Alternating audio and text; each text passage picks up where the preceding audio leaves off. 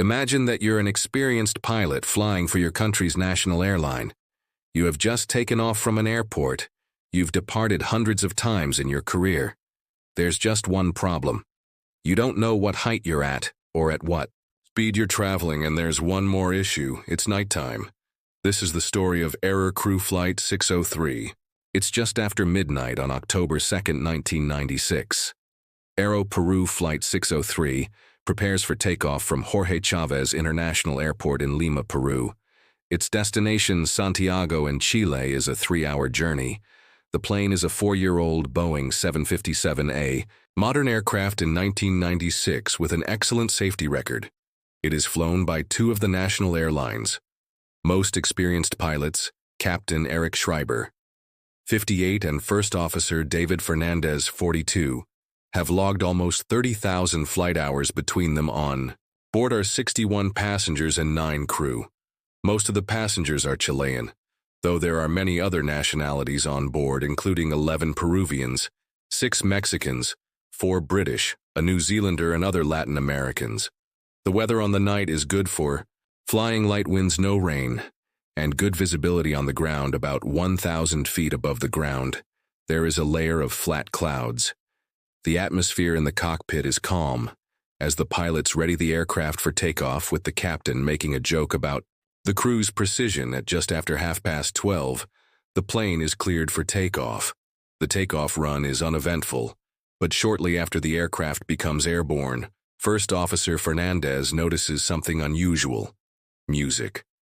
The altimeters are instruments which tell the pilots how high they are based on the air pressure outside the aircraft. They read 0, but the plane is clearly flying. The plane is equipped with 3 altimeters, 1 for pilot, 1 for co-pilot, and 1 backup. All 3 have failed. The aircraft enters the clouds, and the pilots must now rely on their instruments. 3 of which they have noticed are not working. Captain Schreiber notices that his speed reading is not showing the speed he had asked Fernandez to maintain. Fernandez then notices that his speed reading is incorrect. Is the rudder ratio. Warning indicates that the plane's computers think it is traveling at high speed, so it cautions the pilots against using large or abrupt rotor movements. This operates on the same principle as the steering in a car. The faster you go, the smaller your movements on the wheel should be. But the aircraft is not traveling fast. It just thinks it is because of its faulty sensors. The Mach trim warning, which the pilots also receive, is also related to the aircraft speed. It indicates that the plane's horizontal stabilizer is not properly aligned for high-speed flight. Again, this warning is erroneous. The plane is not in high-speed flight, but the aircraft has no way of knowing that, and because the pilots are flying in cloud at night, the instruments are all they have to rely on. They are as blind as the aircraft they are flying. Music. Captain Schreiber orders his first officer to turn out towards the sea to avoid the mountains around Lima, in full awareness of the gravity of their situation. Schreiber then asked Fernandez to declare an emergency altitude. For the first time, Captain Schreiber takes control of the aircraft, but First Officer Fernandez attempts to troubleshoot the problem. Bananas request directions from air traffic control to return to the airport. The tribal disagrees, saying that they should try to understand what is happening first. All right. This comes as a relief for the pilots, as they now believe that one of their altimeters is working. Neither the controller nor the pilots are aware that the solitude displayed on the controller's scope is incorrect. It is being sent from the plane's faulty sensor. This oversight will play a crucial role for the rest of the flight, as the pilots continue to believe that this information is accurate. Foreign Fernandez begins flipping through the aircraft checklist to find out how to deal with the problems. Yes, Foreign, the crew decided that it would be best to return to the airport rather than to try and troubleshoot the problems out over the Pacific Ocean. They follow the instructions given by air traffic control and begin to set the aircraft up for a landing in Lima. They must fly the plane manually, as the autopilot requires at least 2 of the 3 altitude and speed indicators to agree with each other. And in this case, none of them agree for the first time. Air traffic control provides the pilots their ground speed. Unlike the altitude, the speed reading provided by the controller is correct. It is calculated by the controller's radar. monitoring the distance flown by the plane in a given period of time.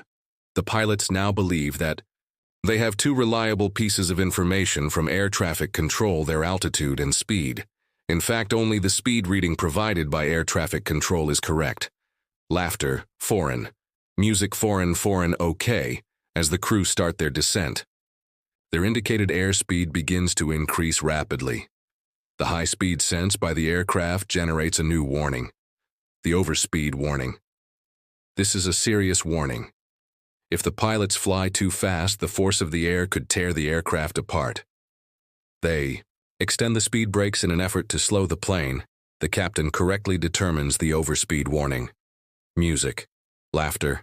Laughter. The flight level changed is foreign. Music. The overspeed warning returns, and this time it is accompanied by a contradictory warning, the stall warning. The plane is now telling the pilots that it is flying too fast and too slow. All at once, aerodynamic stalls are caused when the air isn't flowing straight over the wing, but at an angle. The direction of the oncoming air is picked up by an instrument on the outside of the aircraft, which acts like a weather vane. It sends information about the direction of the oncoming air to the cockpit and warns the pilots if the angle is too close to the stall angle by shaking their control columns violently. This system is entirely separate from the pedostatic system, which is the source of all of the aircraft's erroneous readings. So far, First Officer Fernandez realizes this and tells the captain, but Captain Schreiber is so confused by all the contradictory alarms that he doesn't know what to believe. The responsibility he is under is immense. Both the overspeed and stall warnings are serious, but what should he believe? Is he in danger of going too fast or too slow? 70 lives depend on whether he chooses to believe the right warning in the last-ditch effort to save the aircraft. The first officer asks if there is another plane which can fly out to guide the crew back to the airport. Applause, foreign. Music. Music, foreign. The crew's onboard altimeter and the aircraft controller confirmed that they are flying at a constant altitude. However, in reality, they are descending precariously close to the sea. Then the stick checkers activate again, vibrating the pilot's control columns. Despite this, the overspeed warning continues to sound, along with the Mach trim warning and rudder ratio alone. The pilots are totally confounded by this barrage of warnings and alarms. The captain believes the overspeed warning, while the first officer believes the stall warning. Both pilots believe that they are at 9,500 feet, as this altitude has been verified by air traffic control. Music.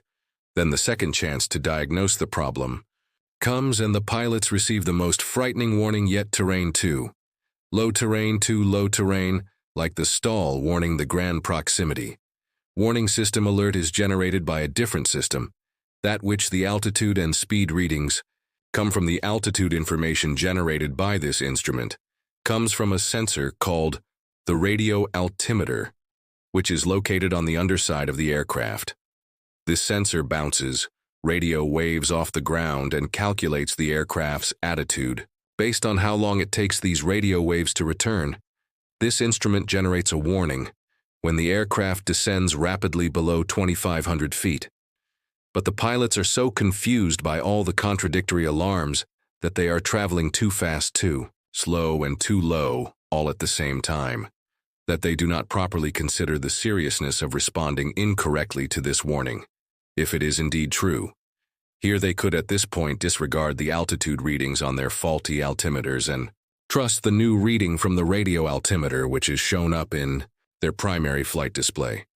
However, this does not occur to the pilots. The altitude reading from air traffic control is one of the few that the pilots have grown to trust, and they have confirmed it against the captain's altimeter numerous times. Thus, the pilots believe both the radio altimeter and the barometric altimeter, which would mean that they are about 10,000 feet above sea level and less than 2,500 feet over land.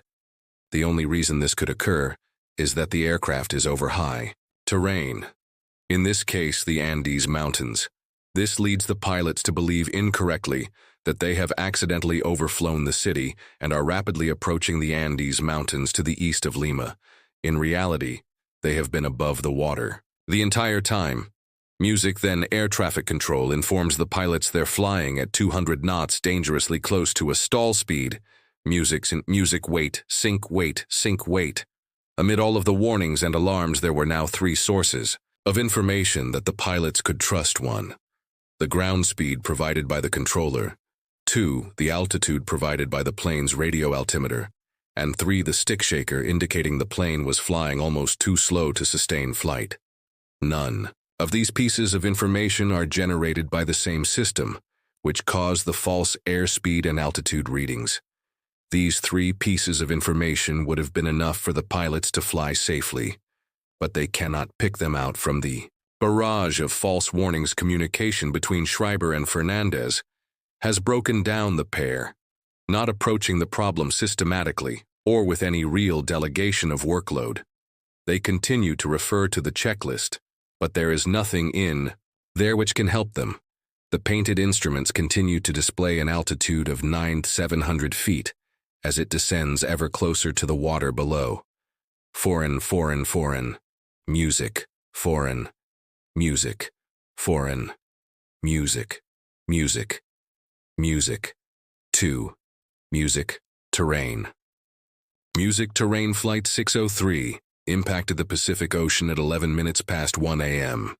It hit the water left wingtip first at 70 degrees bank, traveling at over 460 kilometers an hour. There were no survivors when the rescuers arrived on scene. They found 9 bodies floating in the water. The rest had sunk with the aircraft even on impact. The captain's altimeter read 9,700 feet above sea level. Nobody on board would have known anything was amiss until the aircraft's left wing first hit the water.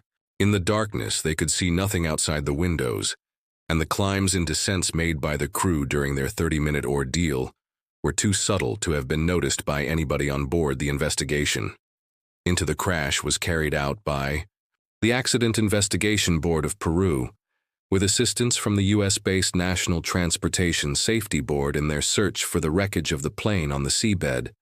The Peruvian Navy discovered both black boxes intact as well as this. They found a key piece of evidence on the aircraft's fuselage. Each of the aircraft's static ports, which sense its attitude and speed, were covered with the tape without having direct contact with the air outside the plane. This instrument is unable to determine air pressure and thus altitude, and without knowing the pressure of the air outside the plane, the air data computer cannot calculate the aircraft's speed. Either investigators later discovered that this tape had been used to cover the ports while the front of the plane was being polished, but that the mechanic who put it on forgot to remove it. The tape was also missed by his supervisors, as well as the captain who carried out the walk-around just before the flight. Investigators suspect that the gray color of the tape made it difficult to see. When contrasted with the gray fuselage, the final report into the accident concluded that while this piece of tape was the primary cause of the accident, Captain Schreiber, quote, made a personal error by not complying with the procedure for ground proximity warning system alarms and not noticing the readings of the radio altimeters in order to discard everything which he believed to be fictitious. It also concluded that, quote, the co-pilot made a personal error by not being more insistent, assertive, and convincing in alerting the pilot in command much more emphatically to the ground proximity warning alarms. Partly as a result of this crash error, Peru went bankrupt in March 1999. Boeing took legal responsibility for failing to train pilots to deal with this type of emergency and paid out compensation of over $1 million per victim to the families of those who died. The mechanic who forgot to remove the tape was convicted of negligent homicide. If you'd like to see more of these videos, please subscribe. This is the first in a series of videos I'll be making. About air accidents, I plan to release a video each week covering what I consider to be the most interesting aviation accidents over the past few decades. Thanks again to those who allowed me to use their photographs for this.